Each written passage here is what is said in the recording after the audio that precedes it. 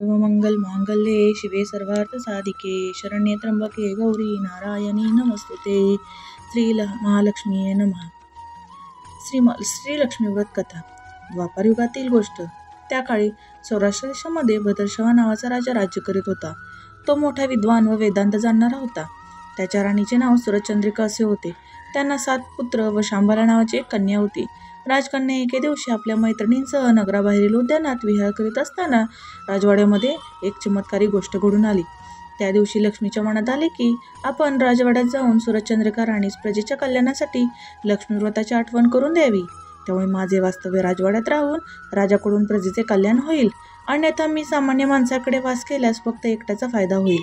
म्हणून जनकल्याणार्थ राजवाड्यात राहणे बरे असा विचार करून लक्ष्मीने एका वृद्ध स्त्रीचे रूप घेतले व काठी टेकीत ती राजवाड्याच्या मुख्य दरवाजापाशी आली. तेव्हा तेथील द्वारपालाने लक्ष्मीला विचारले, आपणास कोणाला भेटायचे आहे? तेव्हा लक्ष्मीने सांगितले, मला सुरचंद्रिका राणीसाहेबांना भेटायचे आहे. द्वारपालाने लगेच राणीच्या एका दासीला बोलून लक्ष्मीची भेट घालून दिली.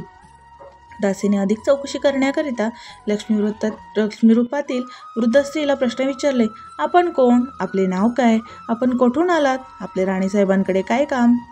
लक्ष्मीने दासीला सांगितले, मी द्वारकेत राहणाऱ्या भुवनेश नावाच्या विद्वान ब्राह्मणाची पत्नी असून माझे नाव कमला आहे.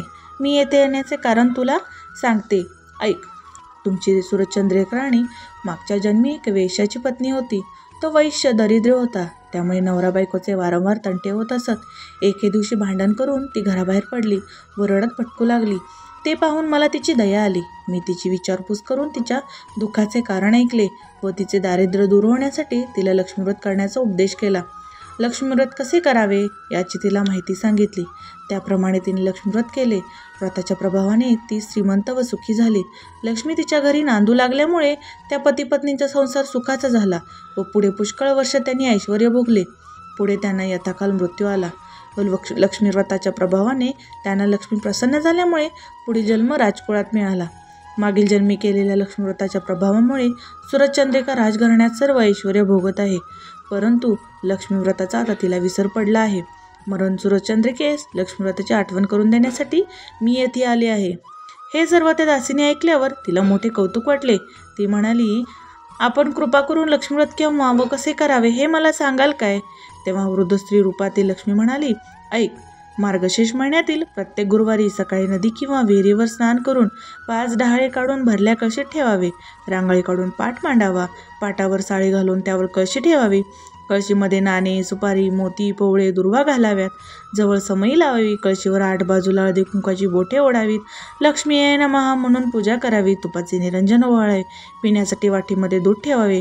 पुरा लाडव्यांचा नैवेद्य दाखवावा. काही फळे ठेवावीत. पैसे, सुपारी, दक्षिणा, विडा ठेवावा. आई लक्ष्मी अशीच येत जा. मुलाबाळांना सुखी ठेव. मला सौभाग्य दे. तुझी पूजा करून घे. सोन्या चांदीचा प्रकाश पडू दे. दूध दुभत्यांची लयलूट होऊ दे. माझा नमस्कार तुला पोचू दे. तुझा आशीर्वाद मला मिळू दे. भरली गागर घरात राहू दे. तेला तुपाचा दिवा तुला दिसू दे. माझे बोल तू ऐकावे. तुझे बोल मी मानावे. हीच प्रार्थना. अशी मनोभावे प्रार्थना करावी. सायंकाळी गायीची पूजा करावी. तिला पुरवरणाचा नैवेद्य दाखवावा आणि आपण व्रतस्थ राहावे. रात्री जागर करावा. उणे दुणे बोलू नये. सकाळी कळशीतील पाणी नदी किंवा विहिरीवर सोडावे. 5 डहाळे 5 ठिकाणी टाकावे. ज्या ठिकाणी पूजा केली असेल त्या ठिकाणी हळदी कुंकू वाहावे. अशा तऱ्हेने मार्गशीर्ष महिन्यातील हे व्रत 4 गुरुवारी करावे व आपल्या ऐपतीप्रमाणे दानधर्म करावा. हे सर्व लक्षात घेऊन व्रत कर. तुझे कल्याण होईल व तुला कोणी भक्तीने विचारल्यास या व्रताची माहिती सांग. अभक्तीने विचारल्यास या व्रताची माहिती सांगू नकोस. दासीने हे सर्व मन लावून ऐकून घेतले व नंतर त्या स्त्रीला म्हणाली, आजीबाई, मी तुमचा बराच वेळ घेऊन तुम्हाला थांबवले. याबद्दल मला क्षमा करा. आज जाऊन राणीसाहेबांना तुम्ही आल्या ते सांगते. त्याप्रमाणे दासीने राणीवशात जाऊन एका वृद्ध ब्राह्मण स्त्री भेटावयास आल्याचे सांगितले. सुरचंद्रिका राणीला वैभवाचा मोठा गर्व झाला होता. त्यामुळे तिला दासीचा निरोप आवडला नाही व उलट राग आला. राणी उद्दाम झाली होती. ती रागाने बाहेर आली व त्या वृद्ध स्त्रीला म्हणाली, काय गथेरडे, तू कशाला आलीस ते? कोणी सोडले तुला इथवर? चल चालती हो इथून. लक्ष्मी म्हणाली, दुष्टे, इतकी उन्मत्त कशाने झालीस? तुझे उद्दाम वर्तन पाहून मला क्षणभरही येथे राहावेसे वाटत नाही. आजचा दिवस लक्ष्मीचा असता तू माझी अवहेलना केलीस. त्याचे फळ तुला लवकरच मिळेल. असे म्हणून लक्ष्मी तेथून चालू लागली.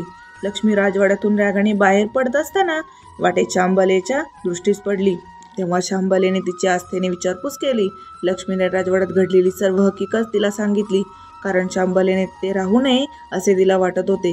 शांबलेने लक्ष्मीचे बोलणे शांतपणे व नम्रपणे ऐकून घेतले. त्याच दिवशी व्रतास सुरुवात केली. मार्गशीर्ष महिन्यातील तो पहिलाच गुरुवार होता. लक्ष्मीच्या प्रासादाने शांबलेचा विवाह सिद्धेश्वर नामक राजाच्या मालधर नामक राजपुत्राशी झाला व शांबाला पतिगृही राजवैभवात नांदू लागले. इकडे लक्ष्मीचा कोप होऊन भद्रश्रवा राजाचे राज्य लयास गेले. सर्व संपत्ती जाऊन राजा राज्यभ्रष्ट झाला. त्याचे सर्व वैभव जाऊन त्यास दरिद्री अवस्था प्राप्त झाली. राणीच्या आडमोठ्या वागण्यामुळे राजकुमारही सोडून गेले. वेळेवर खाण्यास अन्न नाही, पांघराव्यास वस्त्र नाही अशी स्थिती झाल्यामुळे राणीने आपल्या जावयाकडे जाऊन सहाय्य मागण्याची राजाला सूचना केली. राजा त्याप्रमाणे फिरत फिरत जावयाच्या राजधानीत आला व नदीकाठी विश्रांती घेत असता त्याला शांबलेच्या दासीने पाहिले व राजवाड्यात जाऊन शांबलेच्या कानावर घातले. ते ऐकून शांबलेने आपल्या वडिलांना वस्त्रे, भूषण व घोडा पाठवून मोठ्या आदराने बोलावून घेतले. त्यांचा आदर सत्कार करून घरचे वर्तन विचारले. सर्व ऐकून शांबलेच्या वाईट वाटले. शांबलेने पित्याचा 4 दिवस पाहुणचार करून द्रव्य देऊन निरोप घेतला. भद्रश्रवा राजा ते द्रव्याचे भांडे घेऊन घरी गेला. त्याने सूरजचंद्रिकेस ते दाखविताच त्याचे कोळसे झाले. काही दिवसांनी सूरजचंद्रिका आपल्या लेकीकडे गेली. तो दिवस मार्गशीर्ष महिन्यातील 4था गुरुवार होता. शांबाला नेहमीप्रमाणे लक्ष्मीव्रताच्या गडबडीत होती. पूजा आटोपून प्रार्थना करीत होती. राणीने ते पाहिले तेव्हा त्या व्रताची तिला आठवण झाली. आपली चूक तिला कळली. तिने लक्ष्मीची क्षमा मागितली व कळकळीने प्रार्थना करून तिने लक्ष्मीव्रतही केले. मुलीला घडलेली सर्व हकीकत सांगितली. मातृपितृ मुलीला आपल्या आईवडिलांची दया आली. तिने आपल्या नवऱ्याला सांगून आपल्या बापाचे राज्य परत मिळवून दिले व आईला राजवाड्यात पोहोचवले. मग तिचे भाऊही परत आले. राणीने अत्यंत भक्तीने लक्ष्मीव्रताला सुरुवात केली. लक्ष्मी तिच्यावर पुन्हा प्रसन्न झाली व पूर्वीप्रमाणे राज्यकारभार सुरू झाला. ही कथा ऐकणाऱ्यांना, वाचणाऱ्यांना आणि व्रत करणाऱ्यांना सुख, समाधान आणि वैभव मिळेल. वैभव मिळालं तर उतू नये, गर्वाने सर्वांना तुच्छ लेखू नये, दानधर्म विसरू नये. म्हणजे राजा राणी सुखी झाले तसे तुम्ही आम्ही सुखी होऊ.